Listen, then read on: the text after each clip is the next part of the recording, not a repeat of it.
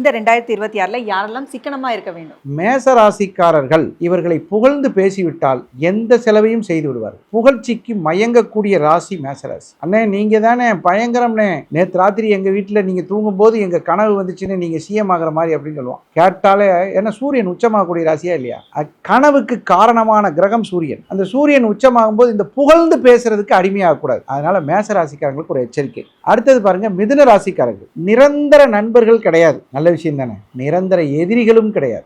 சமநிலையாளர்கள், அதாவது எப்பா அவன் சண்டை போடுறான் சமாதானப்படுத்துறது, அவங்கெல்லாம் இவங்க தான். இவர்களுக்கும் சிக்கனம் ரொம்ப தேவை. என்ன காரணம் அப்படின்னு கேட்டீங்கன்னா, 12ஆம் இடம் கால புருஷ 12ஆம் இடம் உங்களுடைய ராசிக்கு வருது. அப்ப மற்றவர்களினுடைய விரயம் உங்களுக்கு லாபமா வரும். ஆனா சிக்கனமா செலவு செஞ்சீங்கன்னா உங்களுக்கு சேமிப்பு மிகச் சிறப்பாக இருக்கும், நல்லா இருக்கும். கன்னி ராசிக்காரர்கள் இவங்களுக்கு சேமிக்கவே தெரியாது. ஏன்னா காலபுருஷனினுடைய 6வது ராசிங்க. கடன், மனக்கவலை.